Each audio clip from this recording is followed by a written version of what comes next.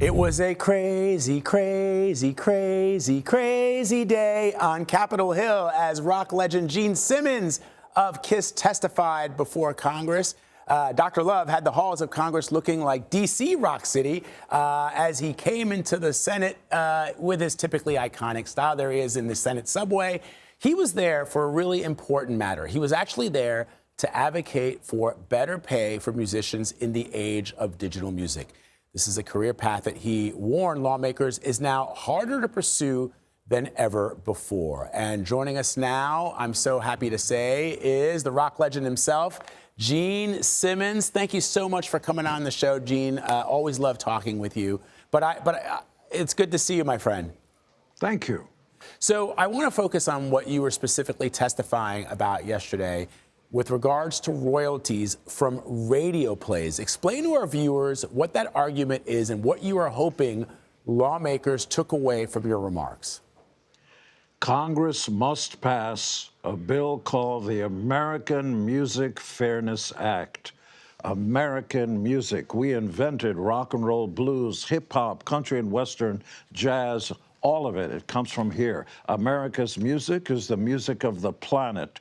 Whether you're talking about Bing Crosby singing I'm Dreaming of a White Christmas, written by Irving Berlin, perhaps almost 100 years ago, all the way to today's music, Elvis Presley has never been paid a single penny for all the God knows, tens of thousands of hours you heard his voice coming out of AM and FM radio. I'm going to say this again. Your favorite artist does not get paid a single red cent when you hear their voices emanating from AM and FM radio. Meantime, the radio industry itself just made $14 billion. That's with a B, by selling advertising. And by the way, more power to them. I'm not here to demonize them, but it's time to pay artists something, somewhere between nothing and $14 billion that the radio industry takes in. So this has got to be,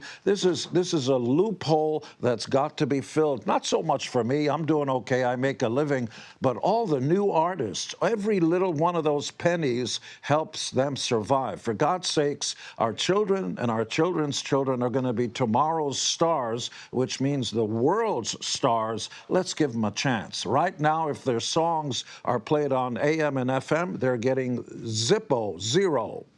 And it's much the same with streaming as well. But I wonder if in this age of streaming, you and I grew up listening to the radio, and it was an integral part of my childhood, my teen years, and even my young adult years. But now a lot of people stream their music. Do you think that your plea and your hope that Congress will pass this act is falling on deaf ears, or do you think that they will actually get this legislation done?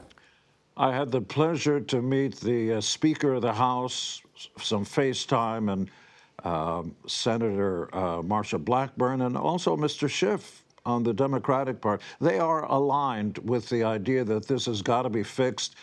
I had some personal FaceTime with the president alone, just generally talking about family and stuff. I won't mention what else we talked about, but this will pass because it's an injustice that has long been overdue. I'd like to stress that there's a profound difference between streaming and AM and FM radio. We're only talking about AM and FM. My companion when I drive down the highway is AM and FM. I turn on my favorite station, and as I go from city to city, I want to hear Sinatra. Frank Sinatra estate was never paid a single penny all those millions of times you heard Sinatra sing those songs. It's Celine Dion, Whitney Houston never made a penny when you heard them on the radio. But radio stations made a ton of money, and so have lots of other people. We're not talking about writers or publishers. They were paid, but the reason I tune in is not because somebody wrote a song or somebody, hooted a flute someplace. I want to hear Elvis or Whitney or, the newest artists. Yeah. They get paid nothing, and that's got to get fixed right now. I 100% agree with that sentiment, Gene. Let me ask you about being honored at the Kennedy Center. I got a chance to speak to you and Paul a few weeks ago in anticipation of this great honor. And one of the things that I emphasize, and I think I emphasize it in the story that we're doing next year, which is airing next week, which is airing on CBS Mornings, is how KISS, I just want the audience to understand, KISS has sold over 100 million records all around the world. In the United States, over 40 million records, 14 platinum albums, 30 gold albums, and yet it took years for you guys to get recognized in the Rock and Roll Hall of Fame. It took years for the industry, I guess it's the industry, the fans loved you, but it took so long for the industry to recognize how bloody amazing you guys are. And now you've gotten this honor at the Kennedy Center, which should have also come long before. So how did it make you feel? And why do you think that those sort of smacks by the industry, given all of your successes, were so prevalent up until now? I'm the last person that would complain about anything. Ultimately, invariably, and other big words like gymnasium, living well is the best revenge.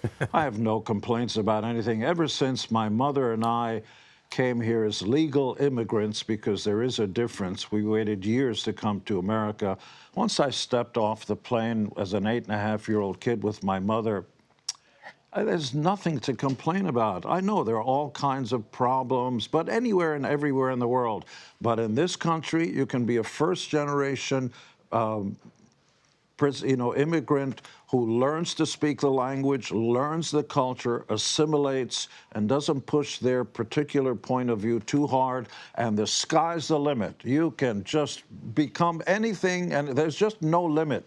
In fact, there are more things on the horizon that I never imagined before, but fully expect, because the American dream is not only alive, you're looking at it. It's alive and well. We're looking at him, baby. We're looking at him, baby.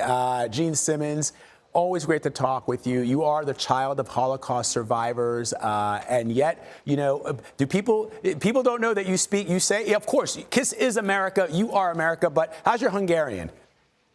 Ja, besser. Kann du kam zu Mother Sagbo. Ich kann auch sprechen ein bisschen Deutsch. Ich habe gelernt auf der Schule.